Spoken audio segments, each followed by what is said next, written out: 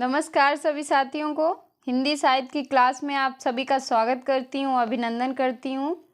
और आज के सत्र की परिचर्चा को शुरू करते हैं। आज के सत्र में हम उपन्यास के कुछ महत्वपूर्ण बिंदु हैं, उन पर चर्चा करेंगे जो आपके एग्जाम के लिए महत्वपूर्ण है। तो चलिए शुरू करते हैं। पहला पॉइंट है हमारा उपन्यास का कि निर्मल वर्मा का कौन सा उपन्यास है? लाल टीन की छत। तो लाल टीन की छत जो है, इसमें क्या है? इसमें जो वर्णन किया गया है उपन्यास में, एक किशोरी की काया के युवती बनने के बीच में अंतराल की मनस्थितियाँ, रहस्य और आतंक, भोलापन, अकेलापन आदि का अंकन स्मृति चित्रों के सहारे किया गया है। ये हमारा था पहला पॉइंट। तो लाल टीन की छत उपन्यास किसका है? निर्मल वर्मा का। अगला पॉइंट है कि गिरिराज किशोर के उपन्यास कौन सा है? चिड़ियाघर। गिरिराज किशोर का कौन सा उपन्यास है? चिड़ियाघर। चिड़ियाघर में क्या है? रोजगार दफ्तर के काले कारनामों का पर्दाफाश किया गया है। अगला पॉइंट देखते हैं क्या है अगला पॉइंट। अगला पॉइंट है ढाई घर। ढाई घर जो उपन्यास है, इसमें क्या है? समाज, मनुष्य और प्रतिष्ठान के बदलते रिश्तों की पहचान कराई गई। पहला गिरमिटिया गांधी जी के दक्षिण अफ्रीका के जीवन संघर्ष पर केंद्रित है। तो ये रहा ढाई घर के बारे में। अगला पॉइंट हमारा है परिशिष्ट। परिशिष्ट किसका उपन्यास है? गिरिराज किशोर का उपन्यास है। इसमें आईआईटी जैसे तकनीकी शिक्षा संस्थानों में दलित विरोधी वातावरण का दर्दनाक चित्र प्रस्तुत किया गया है। अभिजात वर्ग के छात्रों द्वारा दलित छात्र की आत्महत्या के लिए विवश होना पड़ता है। यह भारतीय और हिंदी का भी मौखाल उड़ाया जाता है। परिशिष्ट में ये है कि बड़े बड़े संस्थानों में जो दलित वर्ग से बच्चे आते हैं, वो पढ़ते हैं, उन्हीं का मजाक उड़ाया जाता है और उन्हें आत्महत्या करने पर विवश कर दिया जाता है। तब वो मजबूरन में आके आत्महत्या कर लेते हैं। अगला पॉइंट है हमारा क्या है कि गिरिराज किशोर का कौन सा है? स्वर्ण मर्ग।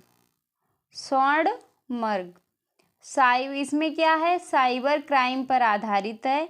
हिंदी का प्रथम उपन्यास माना जाता है। इसमें वैश्वीकरण के ज्वलंत प्रश्न को कथानायक पुरुषोत्तम के माध्यम से उभारा गया है और इसमें छिपे खतरनाक सत्य को उद्घाटित किया गया है। अगला क्वेश्चन है गिरिराज किशोर का तीसरा है क्या है? बा जो है, इसमें क्या है? गहन शोध के उपरांत कस्तूरबा गांधी के जीवन पर लिखा गया प्रामाणिक उपन्यास है। अगला पॉइंट देखते हैं क्या है अगला पॉइंट। अगला पॉइंट है कमलेश्वर का है कितने पाकिस्तान। कितने पाकिस्तान उपन्यास किसका है? कमलेश्वर का। इसमें क्या है? मानव सभ्यता के लंबे इतिहास की गहरी पड़ताल करते हुए अनुभव किया है कि प्रत्येक कालखंड में नफरत और घृणा ने इंसान को दो फांकों में बांटा है और पाकिस्तान बनते आ रहे हैं। आज भी यह सिलसिला जारी है। देश का विभाजन और पाकिस्तान निर्माण इसी की परिणति है। तो ये जो है कितने पाकिस्तान, ये देश के विभाजन पर आधारित है। अगला पॉइंट हमारा है साहित्य अकादमी पुरस्कार किसका उपन्यास किसका है? मनोहर श्याम जोशी का। तो मनोहर श्याम जोशी का कौन सा है? क्याप उपन्यास है। इसमें जो साहित्य अकादमी पुरस्कार इन्हें 2005 में मिला। इस उपन्यास में क्यात में क्या है? क्यात में कि राजनेता भ्रष्ट और सत्ता लोलुप हो गए, एकता, मानव और जीवन मूल्यों की बात करने वाला पागल करार कर दिया जाता है। इसमें कुर्मांचल के कस्तूरी कोट की कहानी है। अगला पॉइंट है हमारा अमरकांत का। कौन सा है इनका उपन्यास? इन्हीं हथियारों से। अमरकांत का है इन्हीं हथियारों से। इसमें क्या है? बलिया जनपद का है ये इसमें वर्णन। इसमें भारत छोड़ो आंदोलन अगस्त 1942 से लेकर देश के स्वतंत्र होने 15 अगस्त 1947 ईस्वी तक बलिया का सामाजिक यथार्थ ईमानदारी के साथ चित्रित किया गया है। अगला पॉइंट हमारा है वो क्या है? बद्दी उज्जमा। बद्दी उज्जमा जो है इनका जो उपन्यास है वो क्या है? एक चूहे की मौत। इन्होंने एक चूहे की मौत उपन्यास लिखा है। इसमें क्या है? ये फैंटेसी शैली में लिखा गया है। इसमें क्या है? एक प्रतीकात्मक उपन्यास है। चूहा खाना दफ्तर का चूहे मार अफसरों व कलकरों के साथ चूहे फाइलों के प्रतीक हैं। इस उपन्यास में आज की व्यवस्था के पोषक कार्यालयों के हास्यास्पद नियमों, उपनियमों, कर्मचारियों, अधिकारियों, प्रवृत्तियों तथा यथास्थिति बनाए रखने के उनके अजीबोगरीब तरीकों पर गहरा व्यंग किया गया है। किसमें? एक चूहे की मौत में।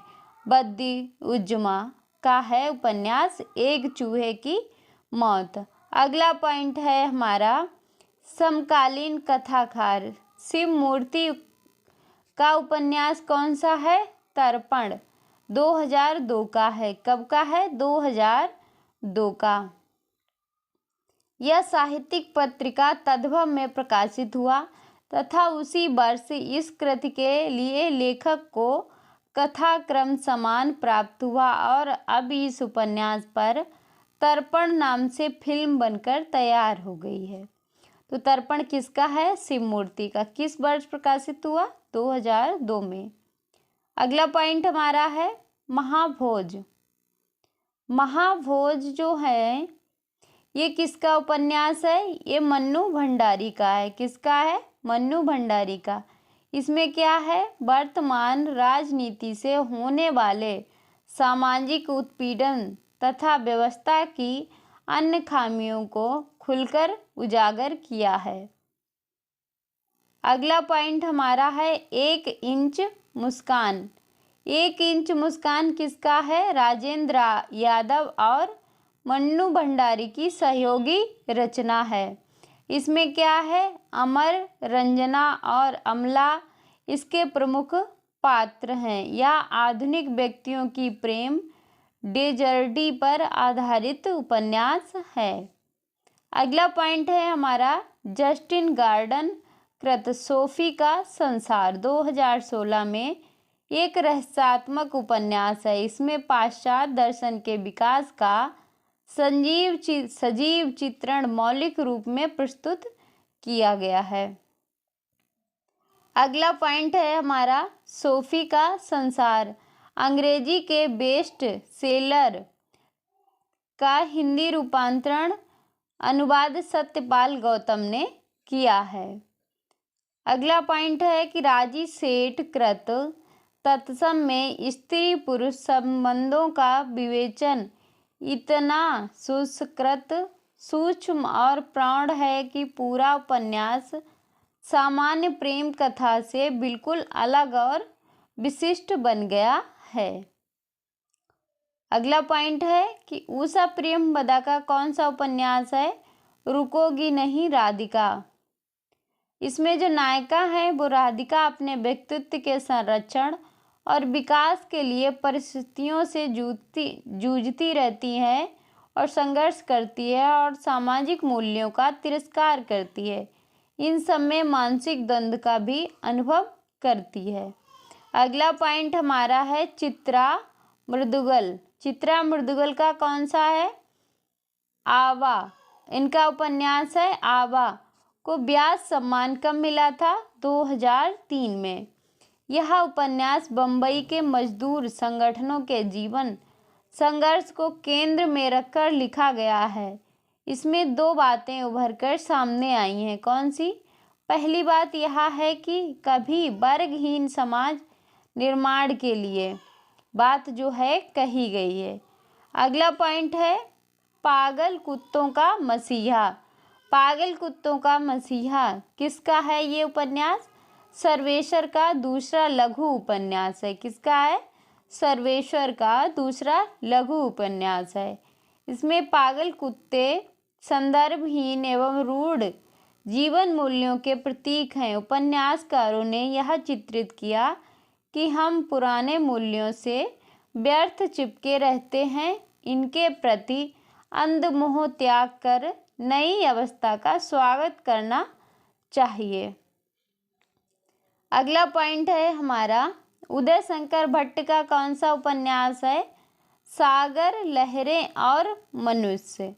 सागर लहरें और मनुष्य उपन्यास में मुंबई के निकटवर्ती गांव बरसोबा के मछुआरों का सामाजिक जीवन का सजीव का चित्रण किया गया है। अगला पॉइंट हमारा क्या है? राही मशूम रजा। राही मशूम रजा जो है इनका जो उपन्यास है आधा गांव। आधा गांव ये कहाँ का है? गाजीपुर जिले के गंगौली गांव के सिया मुसलमानों के जीवन का यथार्थ और मर्मस्पर्ण चित्रण जो है किया गया है। उसके बाद है शिव प्रसाद। अगला पॉइंट है शिव प्रसाद मिश्र रुद्र काशिके के बहती गंगा। क्या है? काशिके के बहती गंगा किसका है? शिव प्रसाद मिश्र का। 1952 ईस्वी में इसको प्रकाशित हुआ था। काशी के जीवन और संस्कृति का सजीव संवेदनात्मक चित्रण हुआ। इसका दूसरा उपन्यास जो है वो क्या है? सचितार्थ प्रयोगवादी शिल्प प्रधान है। अगला पॉइंट हमारा है कि शिव प्रसाद सिंह के कौन सा उपन्यास है? सैलूस। कौन सा है? सैलूस में कबीलाई जीवन व्यतीत करने वाले नटों के जीवन संघर्ष को चित्रित किया गया है। अगला पॉइंट है शिव प्रसाद सिंह के अलग अलग बैतरणी। क्या है? अलग अलग बैतरणी उपन्यास में आज़ादी के बाद पूर्वांचल के गांव की जिंदगी की नारकीयता का चित्रण हुआ है। गली आगे मुड़ती है। काशी में हिंदू विश्वविद्यालय में युवा आक्रोश की यथार्थ अभिव्यक्ति हुई है। नीला चांद में सहित भारतीय इतिहास की मध्यकाल की काशी का चित्रण हुआ है।